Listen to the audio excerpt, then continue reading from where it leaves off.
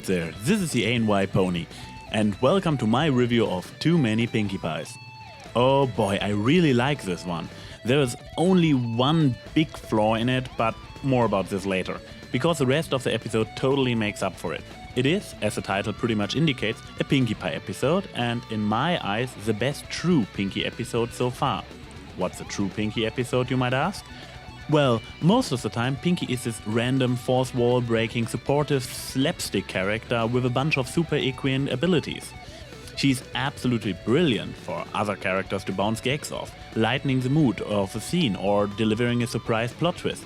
I imagine it must be mind-blowingly hard to write an episode featuring this character in a leading role, with keeping all these character traits and abilities intact. For example, try to imagine Pinkie's very first appearance in Friendship of Magic, shown from her point of view. She is trotting along the street when she suddenly is greeted by a new pony. Instead of just seeing her go "Aah!" and disappearing until her reappearance at the surprise party, we would follow her around while she invites all the other ponies in town and puts all the party preparations together. This would be totally boring, unfunny and not Pinkie. She needs to be able to go whoosh out of the story and suddenly re-enter. She needs to be able to give confusing speeches and act on a logic only Pinkie understands. And that's exactly the difficulty with writing a story in which we focus on Pinkie, but neither making a confusing psychedelic mind meld that's completely true to the Pinkie Pie we know as a supportive character, nor make her a more or less normal Earth pony that talks a bit faster but still acts on a rather ordinary level of reason. The perfect example for the latter is A Friend Indeed. We follow a rather slow-paced Pinkie that even turns to Twilight for reasonable advice. We come across similar downgrades of her character and or abilities in, as far as you count it as a Pinkie episode, Mystery on the Friendship Express and Baby Cakes. Party for One is pretty awesome. But even though it is one of the best mental breakdown episodes, only matched by Lesson 0, I do not count it as a true Pinkie episode, since we get more insane Pinkamena Diane Pie than good old random Pinkie. So the only episode left starring Pinkie as a lead is Griffin to the Brush, and yes, this one is great. And it manages to focus on Pinkie, but without grounding her too much. Literally. This is a true Pinkie episode for me and definitively up there with Too Many Pinkie Pies. Why do I prefer the newer one? Well, it is a close call. I guess it's my personal preferences always to side with the more crazy episode. What do I like about Too Many Pinkie Pies? As in Griffin the Brush Off, Pinkie is allowed to stay true to her normal self. She can still whoosh out of the screen, pull some impossible moves and stay unimpressed by insane circumstances. And these are some insane circumstances. The only thing capable of crushing Pinkie's mood is a realization that her friends get to suffer due to her clones, which hurts her double because she is the one responsible for their suffering. Matters getting even worse for her when she has to face the ultimate cloning dilemma. How does she know that she is the real one? Okay, usually for this dilemma to work, the clones have to share the memories of the original one, so every single one actually believes she is the original. This is definitively not the case here. The clones don't know anything about Ponyville or Pinkie's friends, and she even has to teach them her own name. But My Little Pony is after all a kids show and the story should not be too complicated. So I'll just go with it and accept that the clone dilemma only exists in Pinkie's mind. For now. Because we are getting pretty close to the episode's one big flaw I mentioned at the beginning. The whole situation, including Pinkie doubting if she is the original, is completely over her head, and she falls into depressed apathy. So it is up to Twilight to find a solution.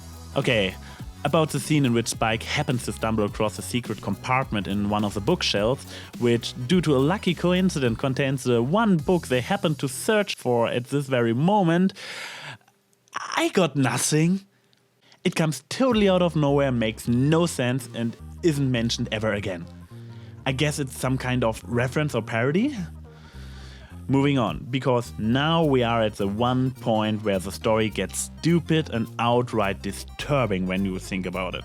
The MacGuffin spell Twilight finds in the book has a catch. Apparently it is also capable of letting the original Pinkie go poof and send her into the void of the mirror pool.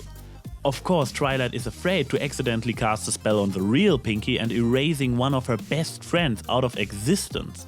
Luckily, thanks to the real Pinkie Twilight happens to talk to without recognizing her, she comes up with the ultimate test to identify the real Pinkie.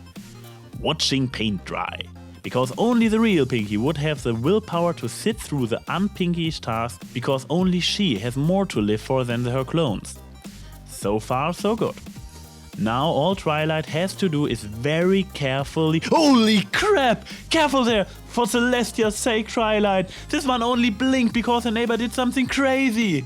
For someone who was not willing to send even a single obvious mad clone back before, Twilight got frightening trigger happy out of a sudden. This development really only does work in a kids show.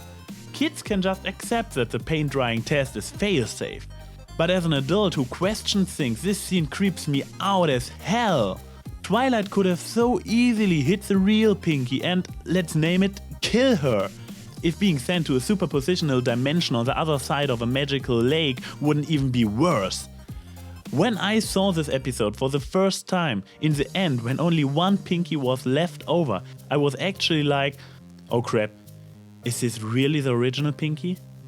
But then Twilight just approaches her and says with the taken for grantedness only a kids show can pull off, "Pinkie, you can look away now." And of course it is really Pinkie. Happy end, hooray!